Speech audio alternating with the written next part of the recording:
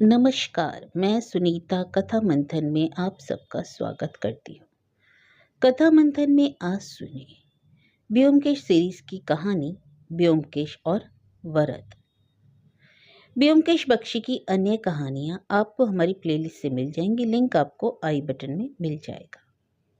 इसके लेखक हैं सरदेंदु बंदोपाध्याय। यह अधिक दिनों की बात नहीं है जब प्रेत सेवी वरद बाबू सत्य सेवी ब्योमकेश के पास भागते हुए आए थे।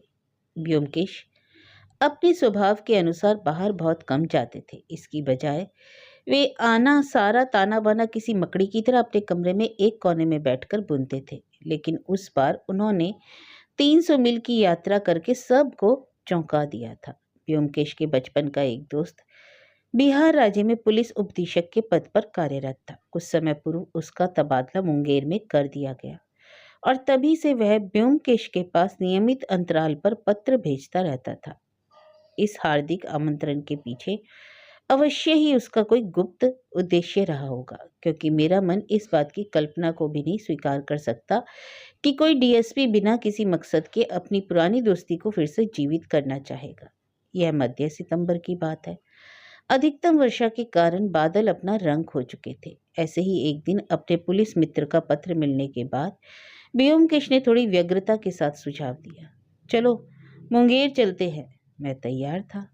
दुर्गा पूजा से पहले पतझड़ के मौसम ने अपने घरों से दूर रहने वाले निवासी बंगालियों को अपने घर जाने और अनिवासी बंगालियों को त्योहार मनाने के लिए उसकी तैयारी करने के लिए प्रेरित कर दिया था।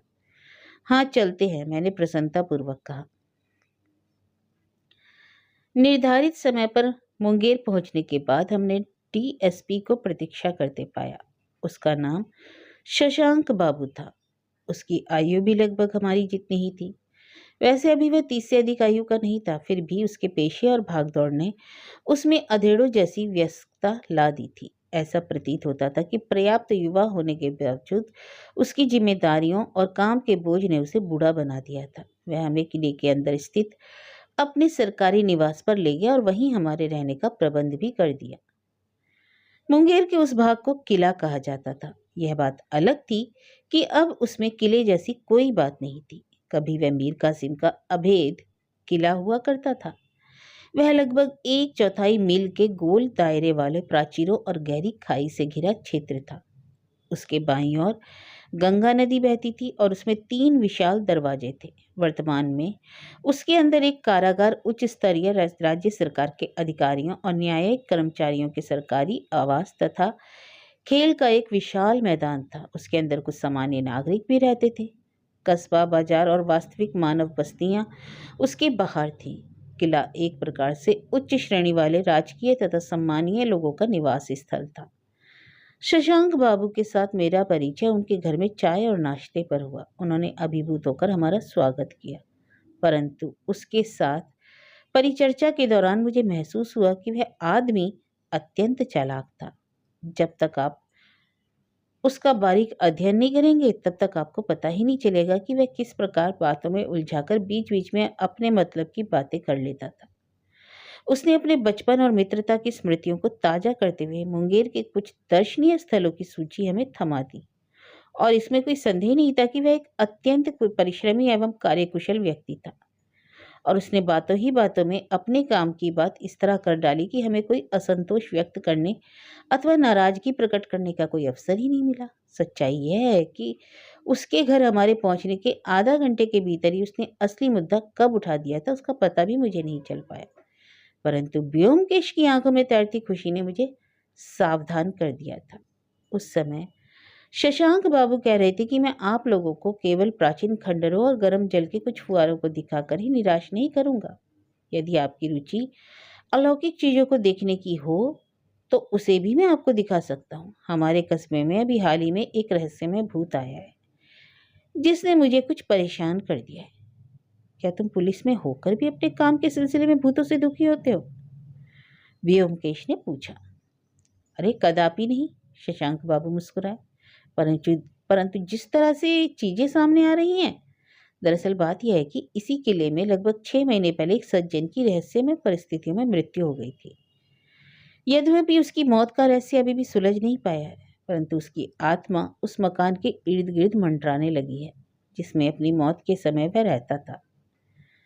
व्योमकेश ने अपनी उलसित आंखों में चमक लाते हुए अपना खाली कप रख दिया। सावधानी पूर्वक रुमाल से अपना मुंह पोंछते हुए उन्होंने कहा, शशांक, मैं देख रहा हूं कि तुम्हारे वार्तालाप का कौशल लगातार निखरता और मजबूत होता जा रहा है। अभी हम मुंगेर के में कदम रखे आधा घंटा भी नहीं हुआ है कि मैं तुम्हारे अभिनय की ओर आकर्षित हो गया हूँ। अब तुम मुझे पूरी घटना का संपूर्ण विवरण दो।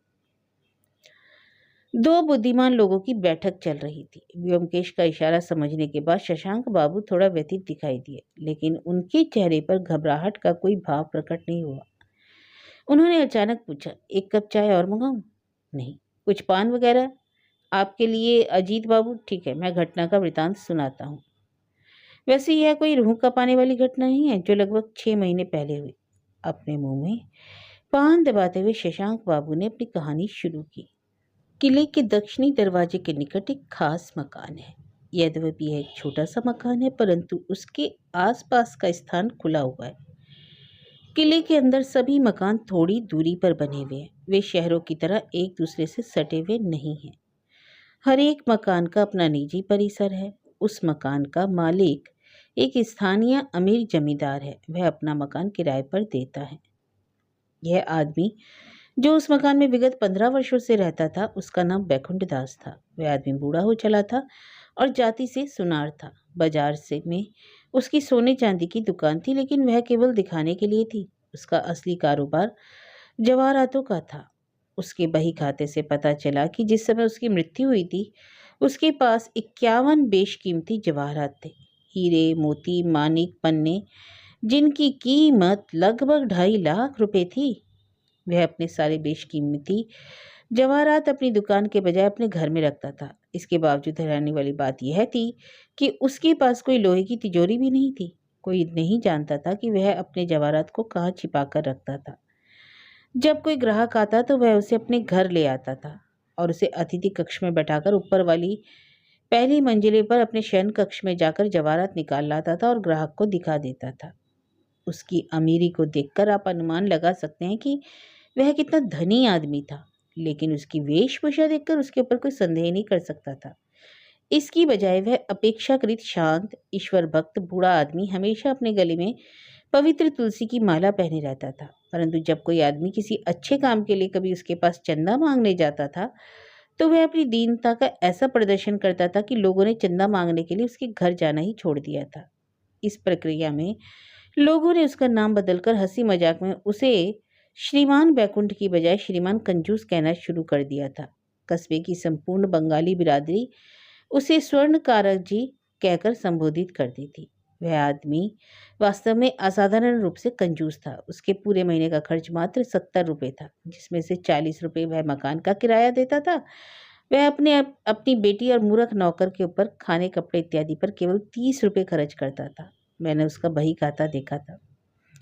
उसके खर्चे कभी भी 70 रुपये से अधिक नहीं होते थे। कितनी अजीब बात थी ना। मुझे अक्सर यह देखकर हैरानी होती थी कि कैसे कोई कंजूस आदमी किले के अंदर रहने के लिए इतना ऊंचा किराया अदा करता था। उसके बाहर वह अपने रहने के लिए बहुत कम किराए पर कोई सस्ता मकान भी ले सकता था। व्योमकेश अपनी मेज के सामने वाली कुर्सी पर पसरे हुए बैठे थे, लेकिन उनकी आंखें पत्थरों से बने किले के दरवाजे पर टिकी हुई थी। किले का अंदरूनी भाग अवश्य ही सुरक्षित था, क्योंकि उसके अंदर चोर डाकुओं के आने की संभावना बहुत कम थी। कोई ऐसा आदमी जिसके पास 2.5 लाख रुपए मूल्य के रत्नाभूषण हो, वह किसी सुरक्षित क्षेत्र में रहने के लिए विवश ही तो होगा। मिस्टर बैकुंठ कंजूस भले ही रहे हो, परंतु लापरवाह कतई नहीं थे। मैंने भी इस बारे में काफ़ी अनुमान लगाया था, शशांक बाबू ने प्रतिक्रिया दी। लेकिन कहानी से पता चलता है कि किले की मजबूत आंतरिक सुरक्षा के बावजूद वह चोरों की बादसरी की आंखों से बच नहीं पाया। चोरी की योजना अवश्य ही कुछ समय पूर्व बनाई गई होगी। मुंगेर भले ही एक छोटा कस्बा हो सकता है, परंतु उसे महत्वहीन मानकर खारिज मत कीजिए।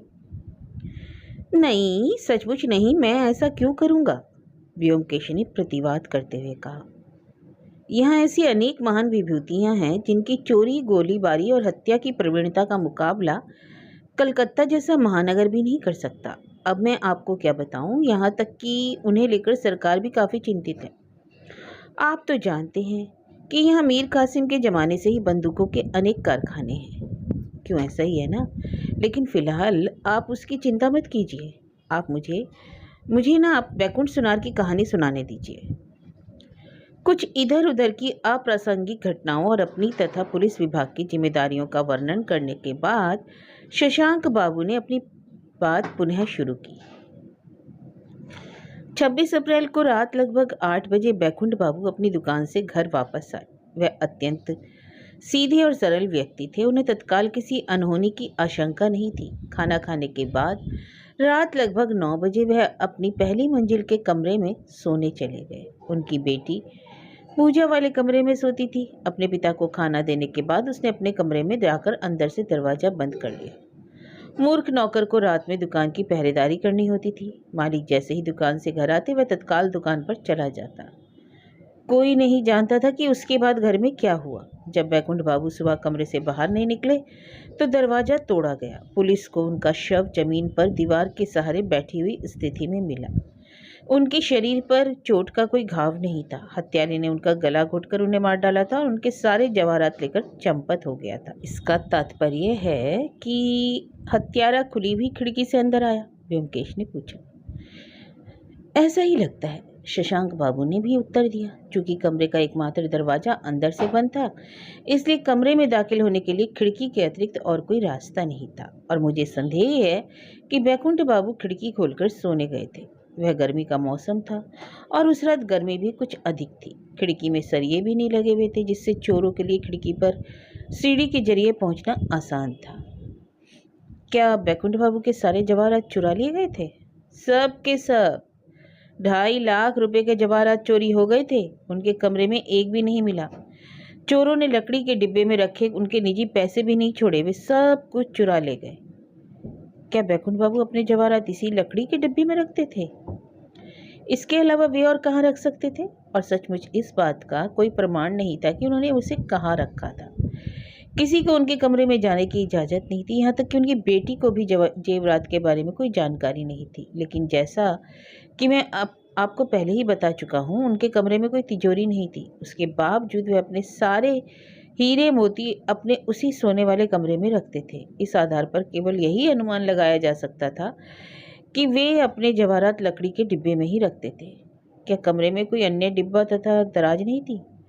कोई भी नहीं। और आप यह जानकर हैरान रह जाएंगे कि उस कमरे में एक चटाई, एक तकिया और वह डिब्बा तथा पानदान, पानी के एक मटके के अलावा और कुछ भी नहीं था। यहाँ तक कि उनके कमरे की दीवारों पर कोई चित्र भी नहीं था। एक पानदान? क्या आपने उसकी सावधानी से जांच की? व्योमकेश ने पूछा। शशांक बाबू ने एक व्यथित मुस्कान दी। देखो, हम उतने भी मूर्ख नहीं हैं जितना तुम हमें समझ रहे हो। हमने कमरे में मौजूद हर एक चीज की बारीकी से जांच की थी। पानदान में चूने और पान में पड़ने वाली अन्य चीजों के अलावा और कुछ नहीं था। पानदान पीतल का बना था, जिसमें पान की प्रत्येक सामग्री रखने के लिए अलग अलग खाने बने हुए थे। बैकुंठ बाबू पान खाने के आदी थे और चूंकि उन्हें बाजार में मिलने वाला पान पसंद नहीं था, इसलिए अपना पान वह खुद बनाते थे। क्या तुम्हें इसके अलावा कोई अन्य जानकारी चाहिए? अरे नहीं, इतना ही काफ़ी है, व्योमकेश ने हंसते हुए प्रतिक्रिया दी। पुलिस के काम करने के तरीके और उसके धैर्य पर संदेह करने जैसी कोई बात नहीं है। इस बात पर हर एक आदमी सहमत है। कुल मिलाकर इस कहानी का मोटा मोटा अनुमान यह है कि एक या अधिक चोरों ने बैकुंठ बाबू की हत्या की थी और 2.5 लाख रुपए के जवाहरात लेकर फरार हो गए थे। क्या तुमने कभी सुना किसी ने उन जवाहरात को कहीं बेचने की कोशिश की? अभी तक कहीं जवाहरात की सेल नहीं लगी थी। यदि ऐसा होता तो हमें उसकी जानकारी अवश्य मिलती। हमने हर तरफ अपने मुखबिर छोड़ रखे हैं। बहुत अच्छा। और फिलहाल तो इतना ही कि बैकुंठ बाबू की बेटी अभी शोकाकुल दशा में है। वे अपने पीछे एक भी पैसा नहीं छोड़ गए। उनके घर में कहीं एक भी पैसा नहीं मिला। उसके पास केवल वही पैसा था जो उसे अपनी दुकान का सारा सोना चांदी बेचने के बाद मिला था। यह देखना अत्यंत दुखद लगता है कि किसी संभ्रांत परिवार की कोई बंगाली लड़की प्रदेश में अपनी गरीबी के कारण किसी के सहारे पर रहने पर मजबूर हो। और वह किसके सहारे रहने पर मजबूर है? एक वयोवृद्ध स्थानीय वकील, उनका नाम ताराशंकर बाबू है, उन्होंने स्वेच्छा से बैकुंठ बाबू की बेटी को अपने घर में आश्रय दिया है। आप कह सकते हैं कि वकील होने के बावजूद वे अच्छे आदमी हैं। बैकुंठ बाबू के साथ उनके संबंध अत्यंत मधुर थे। वे प्रत्येक रविवार को दोपहर में उनके साथ शतरंज खेला करते थे। तो क्या वह लड़की विधवा है? नहीं, शादीशुदा है, लेकिन उसे विधवा कहना भी गलत नहीं होगा। उसकी शादी छोटी उम्र में हुई थी। उसका पति शादी के बाद से ही आवारा और व्यभिचारी हो गया। वह भी कुछ समय पहले तक सर्कस में काम करता था और अचानक अपने सर्कस वाले साथियों के साथ बाहर चला गया था। तब से उसका कोई अता पता नहीं है। यही कारण है कि बैकुंठ बाबू से अपने साथ रहने के लिए लिवा लिए आए थे। उसकी आयु कितनी है? लगभग 23 या 24 वर्ष। चरित्र है, जहाँ तक मैं जानता हूँ उसका चाल चलन बिल्कुल अच्छा है। उसकी वेशभूषा में भी नैतिकता झलक दिखाई देती है। आप उसे एक भोली भाली चुड़ैल भी कह सकते हैं। उसके गरीब पति को सचमुच दोषी नहीं, अच्छा मैं समझ गया, उसका कहीं कोई और परिवार नहीं है, कहने के लिए कोई नहीं है। उसके चाचा के लड़के नवद्वीप में रहते हैं। बैकुंठ बाबू की मौत की खबर सुनकर उनमें से कुछ यहाँ आए भी थे, लेकिन जब उन्होंने देखा कि चोर सब कुछ लूट ले गए और यहाँ तो खाने के लाले पड़े हैं, तो बारी बारी से सभी किसी न किसी बहाने से यहाँ से खिसक गए। ब्योमकेश काफी देर तक खामोश रहने के बाद सांस बाहर छोड़ते हुए बोले, बड़ा विचित्र मामला है, लेकिन इसमें कुछ करने के लिए अब तक काफी देर हो चुकी है। इसके अलावा मैं तुम्हारा मेहमान हूँ, आज यहाँ हूँ, कल चला जाऊंगा। मुझे तुम्हारे काम में हस्तक्षेप नहीं करना चाहिए, संभवतः तुम भी इसे स्वीकार नहीं करोगे। अरे नहीं नहीं, मैं तुम्हारे काम में दखल क्यों दूंगा? शशांक बाबू ने घोषणा की, मैं तुमसे औपचारिक तौर पर कोई अनुरोध नहीं कर रहा हूँ, लेकिन तुम यहाँ सैर करने आए हो। यदि इस मामले में तुम्हें कुछ समझ में आता है तो व्यक्तिगत तौर पर मेरी सहायता कर सकते हो। तुम यहाँ छुट्टी मनाने आए हो, मैं तुम्हारे ऊपर अपनी जिम्मेदारियों का भार नहीं डालूंगा। शशांक बाबू के इरादे अब पूरी तरह स्पष्ट हो गए थे। वह सहायता लेने के लिए तो इच्छुक थे, परंतु वह औपचारिक तौर पर किसी अन्य को उसका श्रेय देने के इच्छुक नहीं थे, और इस प्रकार वे अपनी प्रशंसा भी किसी से साझा नहीं करना चाहते थे। ठीक है, ऐसा ही सही, ब्योमकेश ने मुस्कुराते हुए कहा। मैं किसी औपचारिक दायित्व के बिना ही तुम्हारी सहायता करूंगा। वैसे उस दिन तुम उस मकान के भूतहा होने के बारे में क्यों कह रहे थे? बैकुंठ बाबू की मौत के कुछ दिन बाद एक अन्य किराएदार उस मकान में आया था, और वह भी बंगाली था, शशांक बाबू ने स्पष्ट किया, और उसके आने के बाद से भूत की परेशानी शुरू हो गई। प्रत्येक बात पर तो विश्वास नहीं किया जा सकता, किंतु कुछ विचित्र हरकतें अवश्य होने लगी। 15 फीट ऊंची कोई आत्मा रात में खिड़की से झांकती थी। किराएदारों के अलावा कुछ अन्य लोगों ने भी उसे देखा था। क्या? हाँ, यहाँ वरद बाबू नाम के एक सज्जन, अरे वह भी भूत की तरह बात कर रहे थे, और यहाँ शैलेन बाबू भी हैं। आश्चर्य। अच्छा कृपया अंदर आइए। ब्योमकेश, भरत बाबू अलौकिक मामलों के विशेषज्ञ हैं। भूत प्रेतों की कहानी तुम इनसे स्वयं सीधे सुन सकते हो।